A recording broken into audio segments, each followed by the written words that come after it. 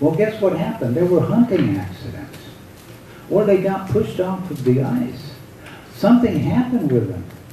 They were exercised. They were forced to leave society. We didn't put up with them. Now corporate capital, which as you see in the documentary, I mean, is acting like psychopaths. Corporate capital not only is leading and driving our development, but we admire it. And we are told that we have to grow so that they can become richer. Now, this is psychopathic behavior. Now, what about the hunting accident? And what about pushing off the ice floe? We need to displace this type of leadership. And I think Christopher Bone gives us some pretty good arguments that we have in the long stretch of our history been pretty good at doing that. So I'm going to end with a lengthy quote of my own work, for once. Knowledge is not innocent. It's easy to think, you know, that in the hierarchy of knowledge that it's just something out there, and we scientists we sort of create it, and then we can share it with society and others, and it's objective, neutral, and so on. But knowledge is not innocent. Okay, this is a quote from an article that just came out in the British Transactions of the Institute of British Geographers, where I argue that biological thought affects prospects for sustainability because the sense we make of ourselves shapes who we become, including our capacities for learning, cooperation, and self-regulation. Knowing, for instance, that intelligence is fixed inhibits learning. Knowing that personality attributes are inherited impels hasty negative judgments about others, foreclosing opportunities for constructive encounter. Knowing that free will is illusory engenders cheating and aggression. And knowing that humans are economically selfish by nature favors policies that crowd out reciprocity and trust, inducing self-interested behavior. Now, for the sake of the PowerPoint, I've deleted all the many references, but after each sentence there's a list of references. This is backed up by high-quality psychological and also biological research. Okay? So also knowing that political dispositions are a genetic endowment sells short political prospects. That may seem bizarre, but there are arguments now that our political dispositions are genetically determined.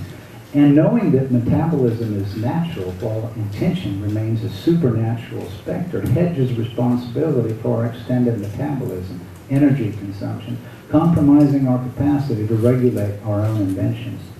Deterministic formulations of ourselves, whether environmental or genetic, can become self-imposed constraints, just as interpretations of history are themselves forces of history. I should explain, this article is basically, it's too long to go into detail, I'm at the end of my time here, but it's basically problematizing the modern synthesis in biology, which has tended very powerfully to reduce life and who we are to genetics. And that doesn't mean to diminish the importance of genetics. It's helping us with health-related issues and all sorts of things, but it's not who we are. Final slide. The way we end this article, my brother and I. We appeal for leveraging sustainability efforts by affirming in theory and in the public square an open image of human nature that recognizes the participation of our ancestors in becoming who we are, obliging people to make their history together. Achieving the collective self-regulation sustainability requires may depend on correcting slanted reasoning about ourselves. We need a better metaphor to understand who we are, what we can do, and that we are active agents, and that we can move in sustainable pathways. Thank you.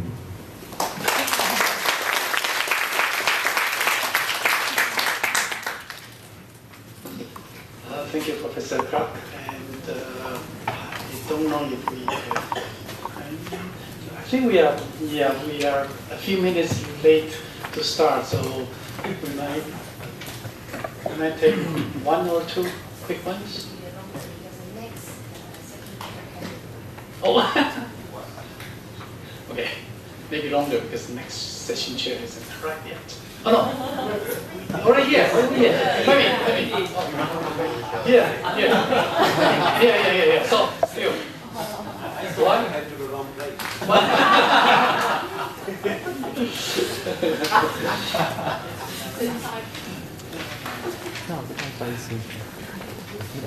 The recorder, Professor Xiao will not be here. It's greatly exaggerated. Okay. Any quick ones?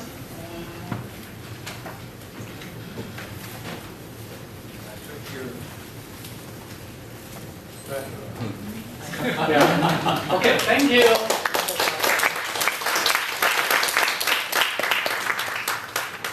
For our next keynote speech, please welcome Professor Ilan Chapel.